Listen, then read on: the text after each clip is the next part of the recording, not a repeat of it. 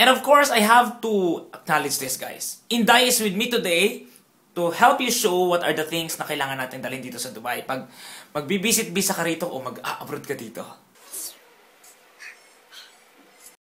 Hi guys, have a nice day and thank you for watching English Carabao again. And today I'm gonna share to all of you what are the 10 important things you have to bring here in Dubai, if you're planning to go here. Sunglasses for sun protection. Okay, so number 1 is sunglasses. Importante po yan kasi nga of course alam naman natin na Middle East to. So most of the time, mataas talagang araw. So you have to protect your eyes. And at the same time, minsan may mga sunstorm na nagaganap. So to cover your face from the suns na maaaring pumasok and it will irritate your eyes, you have to bring sunglasses. Mas maganda po kung if it's yung fit sa mata, so parang walang chance na pumasok nga sa mata nyo. So importante po yun. At the same time, forma pa rin. Di ba hindi obvious na malaki eye bags mo? Laptop, of course, with internet connection. A laptop, guys, is really important if you are going here as visit visa in Dubai. It's because two ways kasi yung pag-a-apply. You can apply walk-in or via internet. So if you have your own laptop, mas madali at convenient yung pag-a-apply mo. Kasi naman manghiram ka na manghiram sa kasamahan mo sa bahay, sa pinsan mo, o sa girlfriend mo, o kani-kanino. So if you have your laptop with you, bring it, guys. Importante po yan.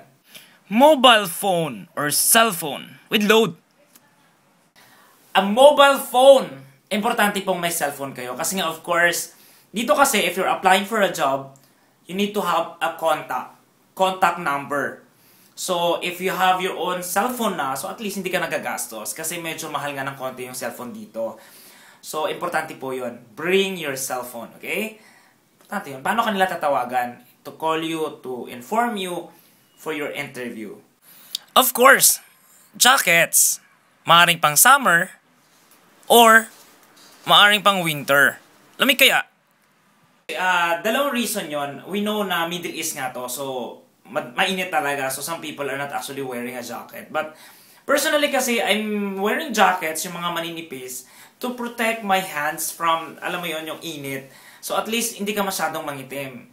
And there are times also na nagwi-winter din po sa Dubai during months of like November, December, January, February, or late March. Malamig po. So you need to have yung mas makapal na jacket. Kasi pag winter dito, malamig talaga siya. So yung mga kambing dyan, mahihirapan. Aray ko. Shoes! Of course, pwede pang sports, pwede pang apply. Shoes, kailangan po yan. Kasi po, paano pa to? Pag nag-apply kayo dito, kailangan laging formal, okay? But then, you need to have like 2 or 3 types of shoes para alam mo yung tipong pag papasyal ka sa mall, hindi ka naman nakatakong lagi or minsan maaaring mag-jogging in the morning, alam mo yun, may mga sports ka na pwedeng salihan dito. So, at least 2 types of shoes meron ka dapat. Important papers or documents. Papers is really important, guys. You wouldn't know kung kakailanganin yan or not. So at least you are ready. Kasi mas mahirap yung tipong hinanapan ka, ikukontak ka pa sa Pilipinas, and you wouldn't know kailan darating. What if it's urgent? Diba? So you have to bring all the documents, important requirements you have pag pupunta kayo sa abroad. Okay? Para kung pagkailangan, ready to pass ka. Valid IDs. Of course, with your face. Lalo na sa mga visit visa, there are times where you have to go to a company for a job interview. Minsan kasi doon sa security pa lang, hinihingan ka ng valid ID. So of course, minsan natatakot tayong ibigay yung passport natin. Baka mamaya mawala. Alam mo yun, that's very important. So why not bring some valid IDs, ng Philippine valid IDs na pwede mong gamitin. But make sure you have your picture to that. Okay? Importante po yun. So you have to bring a valid ID. Money! Many money. Diba? Mahirap kayang gumalaw sa ibang bansa kapag wala kang pera. So make sure guys to bring an extra money kasi you wouldn't know na may mga expenses ka pa palang madadagdag na hindi mo ine-expect. So for example, kailangan mo palang kumuha ng ganitong requirements, kailangan mo ng Emirates ID, kailangan mo ng medical, kailangan mo ng kung ano-ano pa. So baka mamaya hindi pwede yung shoes na dala mo. So at least if you have extra money with you, wala kang problema. You can buy it. Camera. It can be DSLR, it can be mobile phone, it can be digital camera, as long as it gives you picture and souvenir. Dubai to. There are a lot of beautiful places and napakarami nilang tourist spot or beaches na magandang kuhanan ng picture, you know.